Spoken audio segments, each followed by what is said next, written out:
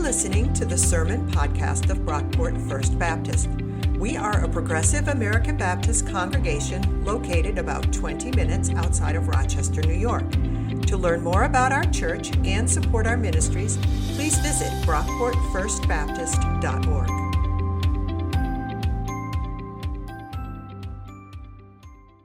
Ecclesiastes 1, verses 1 to 14. Please join with me.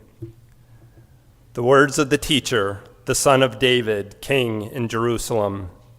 Vanity of vanities, says the teacher.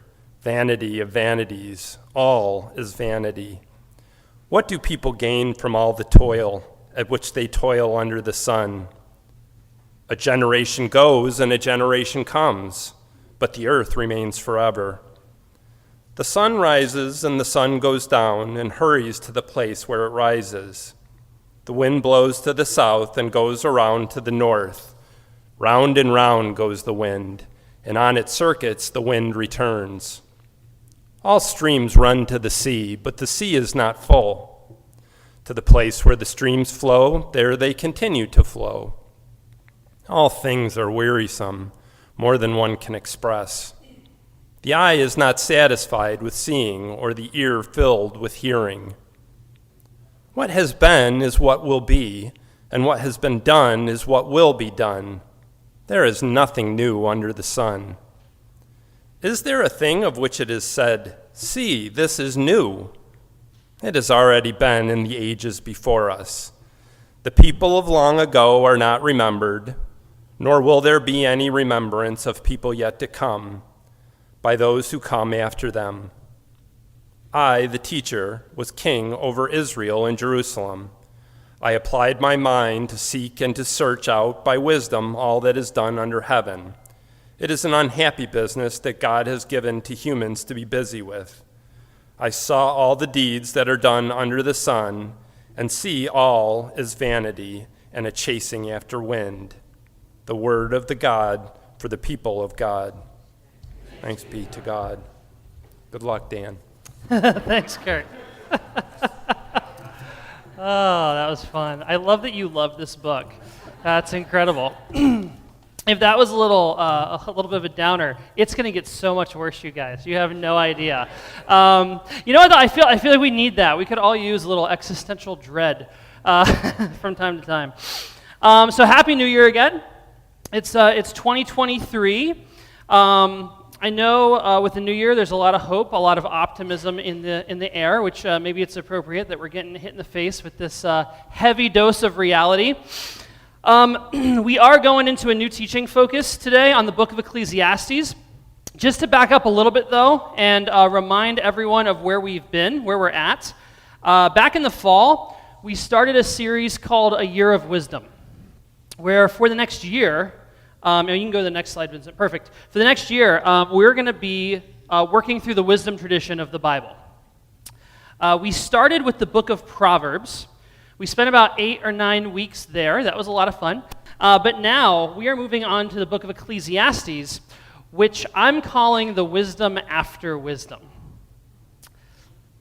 Proverbs' wisdom was pretty straightforward. Very black and white. If you do good, good things will happen to you. If you do bad, bad things will happen to you. You'll be punished. Ecclesiastes is for all of us who heard that message and thought, yeah, right? Like, if you found yourself reading Proverbs a month ago and you were like, wow, it'd be nice if this was true. It'd be really great if life actually worked this way. Ecclesiastes is your book. Congratulations. Ecclesiastes is wisdom for all those moments when life doesn't go according to plan. When things don't just work out and we find ourselves asking, what is the point of all this? The words of the teacher. Vanity of vanities, says the teacher. Vanity of vanities, all is vanity. What do people gain from all the labor at which they toil under the sun?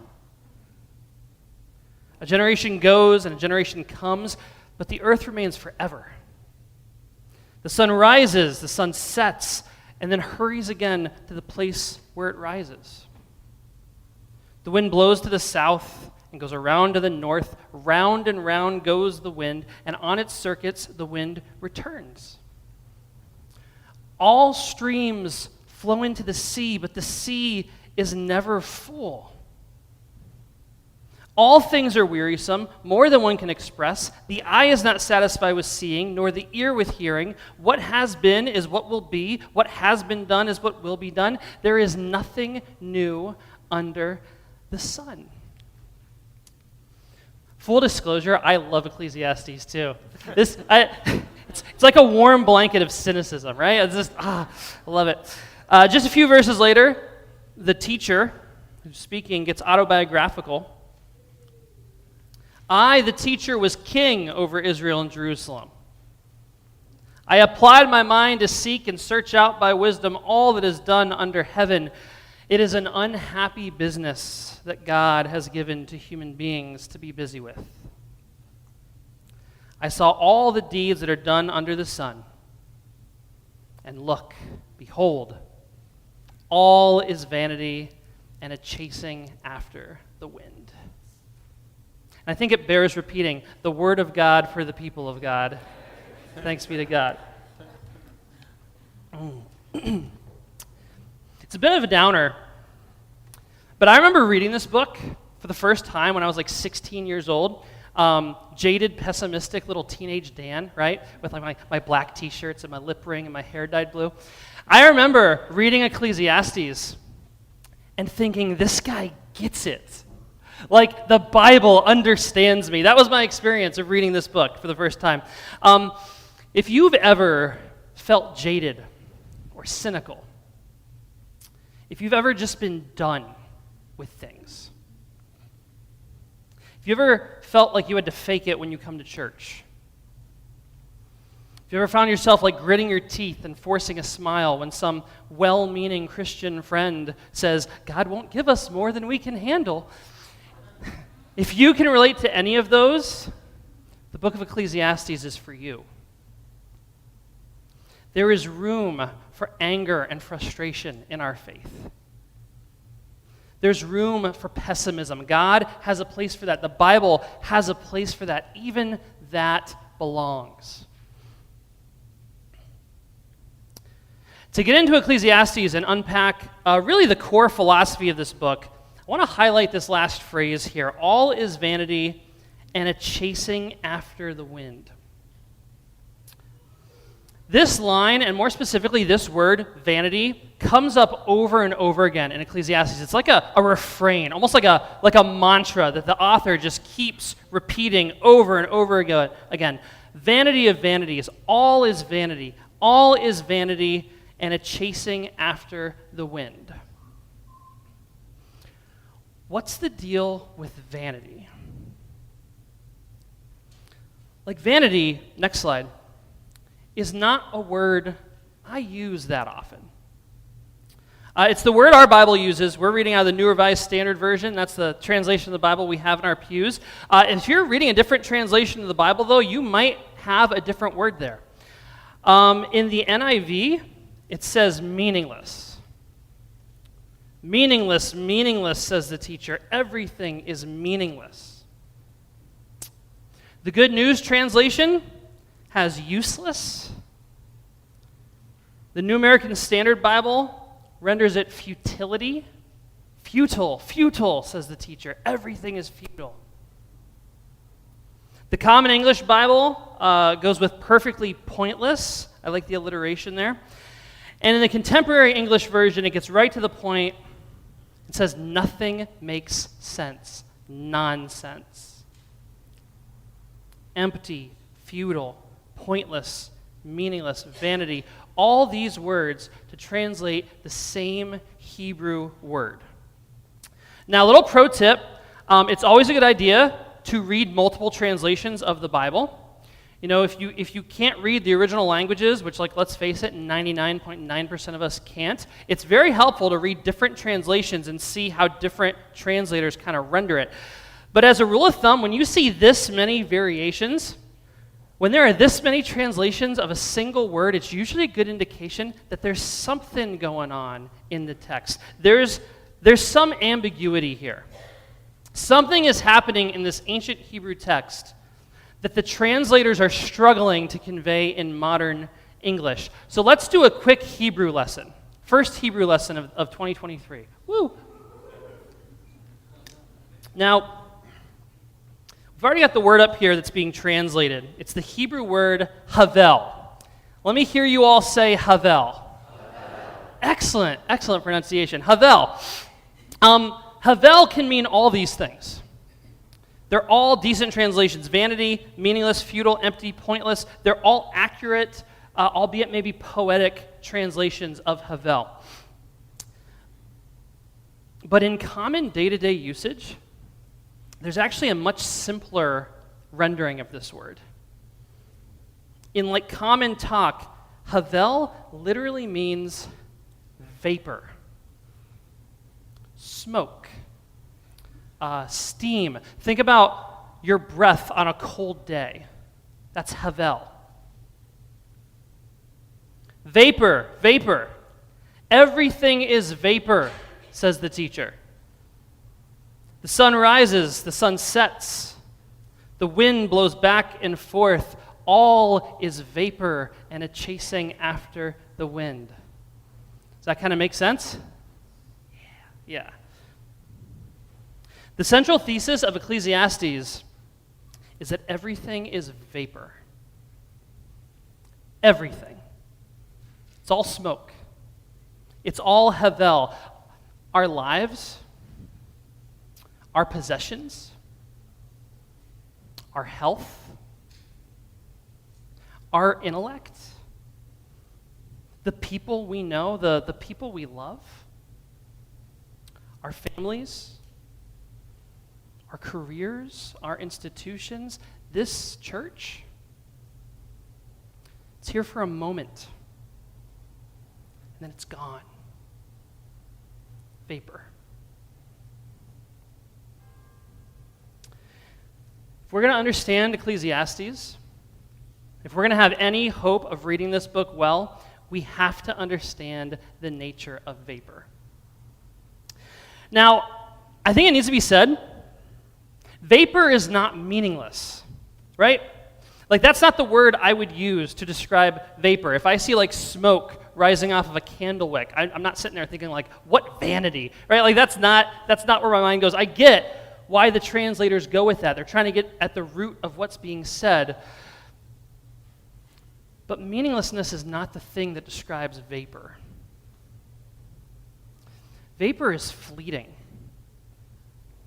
It's temporary. It's here for a moment, and then it's gone. That's the nature of vapor. I have a friend named Katie Joe. I've actually got a picture of her on the slides here. She's a clergy colleague of mine in Rochester.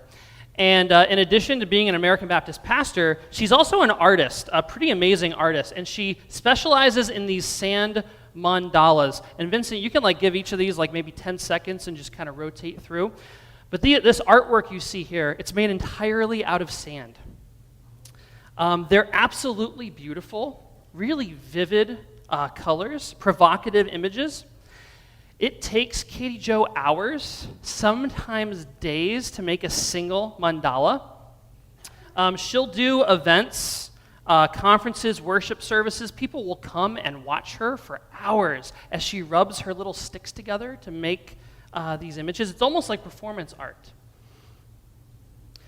And then once the mandala is finished, once it's finalized, everyone gets out their phones and takes a quick picture, and then she wipes it away. Hevel. Katie Joe's art is not meaningless, right? It's not pointless. It's not vanity. But it's temporary. It's not meant to last. You could say that's part of the beauty of it. There's actually also a character in the Bible named Hevel. Did you know this? There's a character named Vapor, named Hevel. We don't call him Hevel because King James decided to anglicize all the names. But we meet a character in Genesis 4 named Hevel. He's the son of Adam and Eve, brother to Cain, Abel, Abel, Havel, Hevel. That's his Hebrew name, Vapor. What do you guys know about Abel? Anybody? He gets killed. Yeah, he dies. We meet Abel. He's there for a scene. He goes to offer a sacrifice, and then his brother kills him. Hevel, Vapor. By the way, his brother Cain literally means to take or to acquire. You can use it of taking a life. So the life taker kills Vapor is the idea of what's going on there. Pretty interesting when you look at these names in Hebrew. Vapor is temporary. It's fleeting.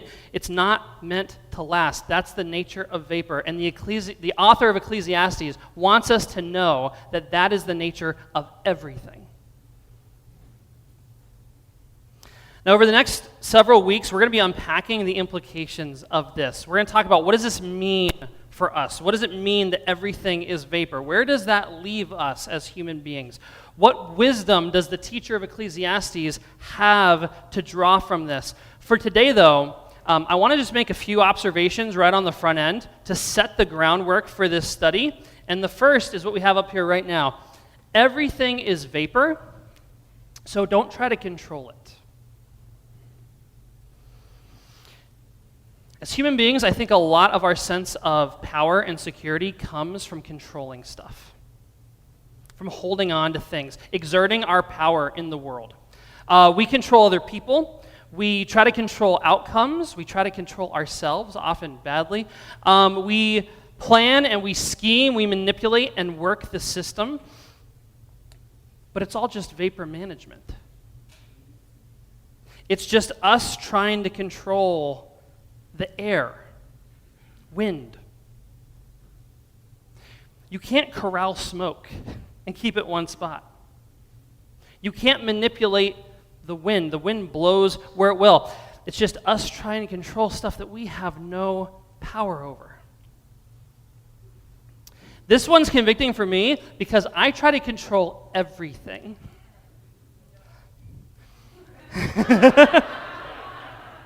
Some of you know this already. I'm always planning, I'm always envisioning, I'm always scheming, I'm always thinking about the future. But ultimately, I have no power to determine what the future will be.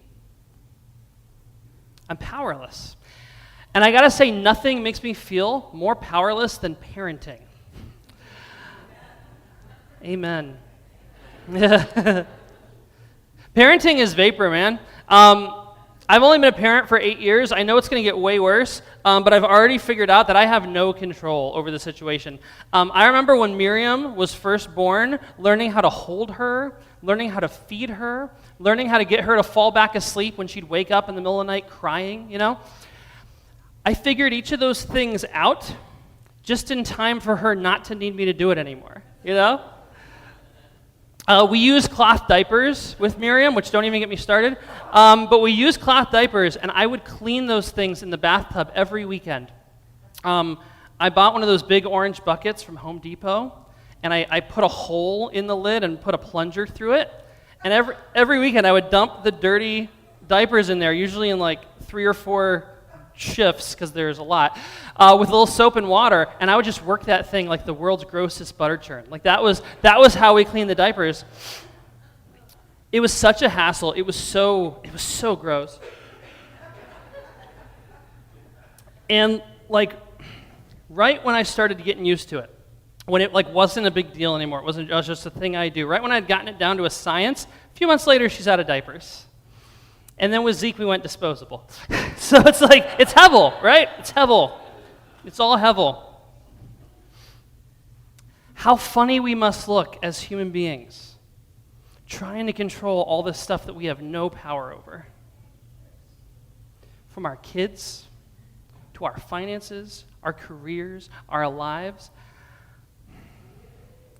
Don't waste your life on vapor management. I'm preaching to myself here. Don't lose sight of the present trying to plan for the future.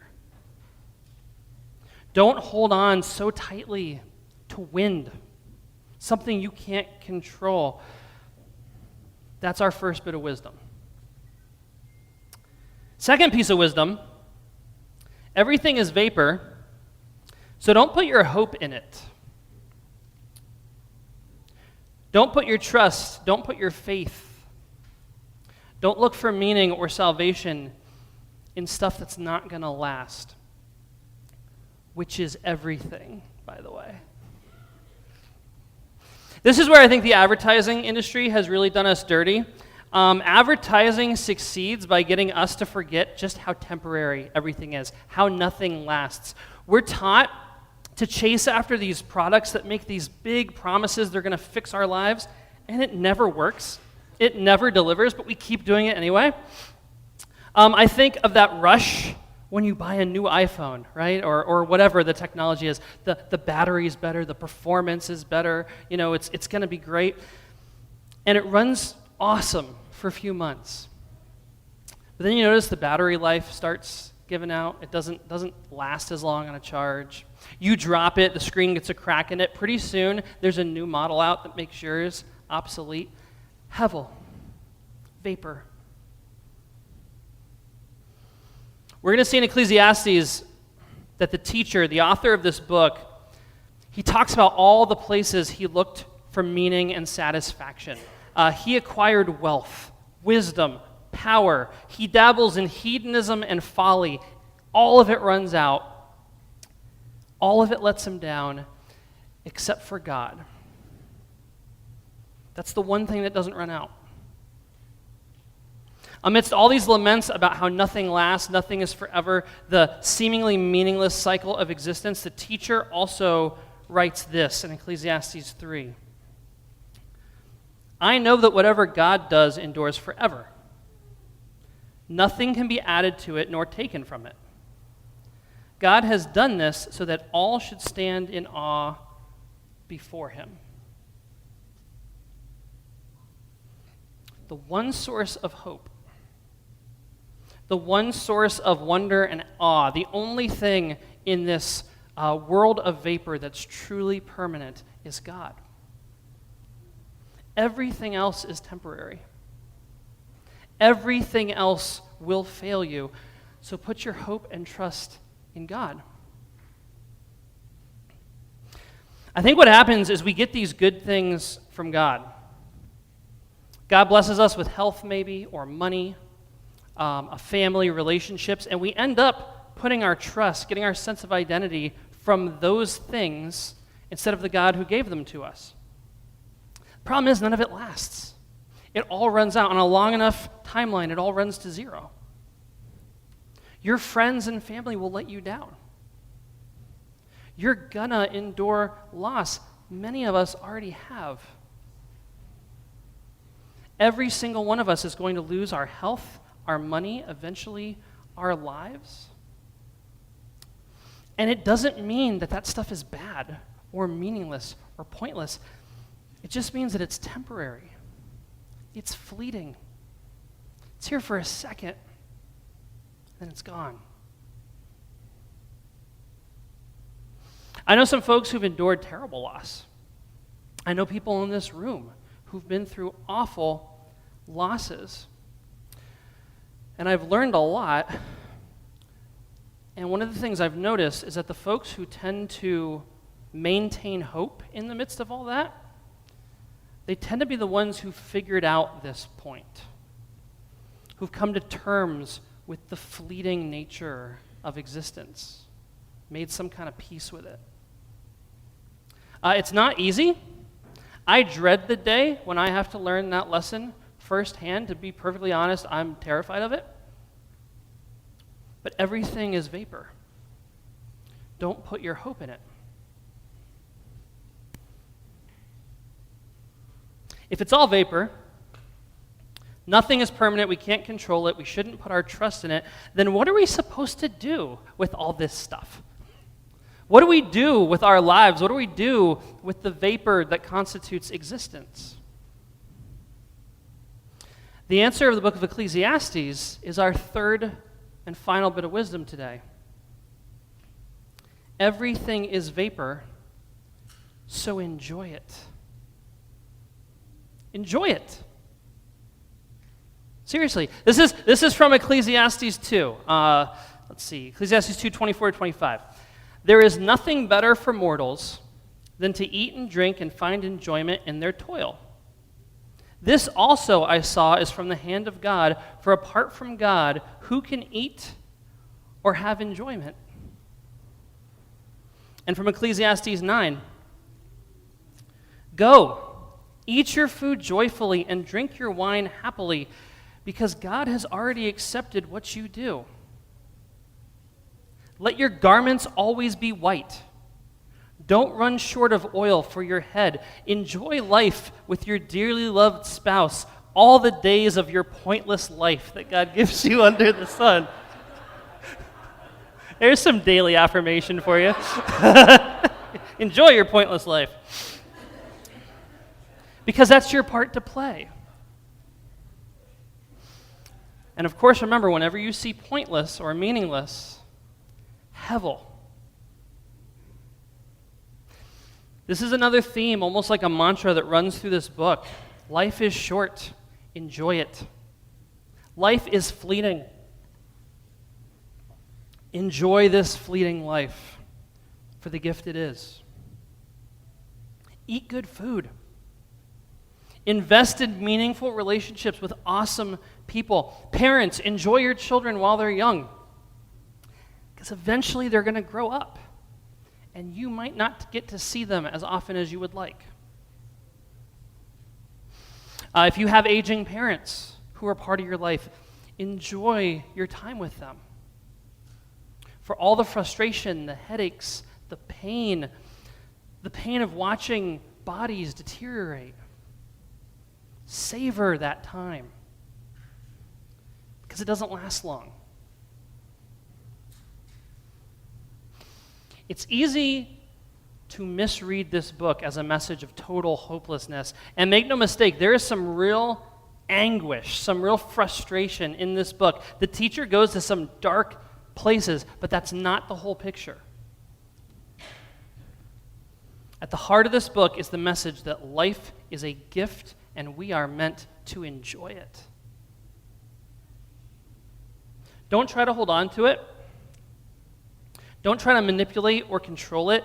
Don't burden another person by making them your source of hope.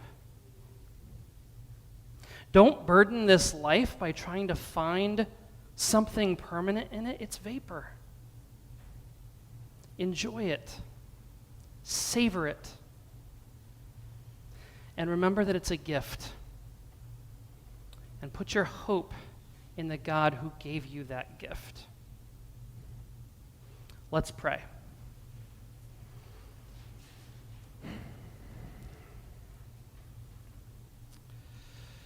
God, thank you for the gift of this life.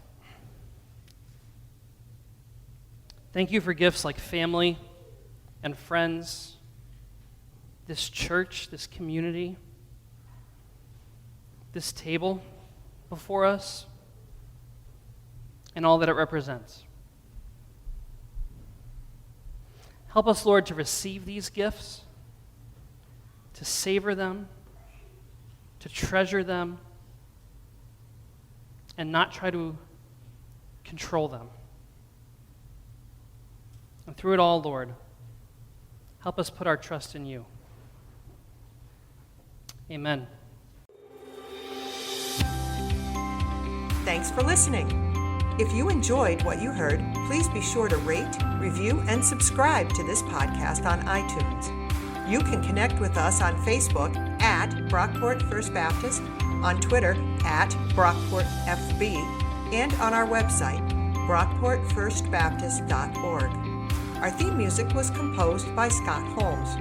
This has been a production of Brockport First Baptist.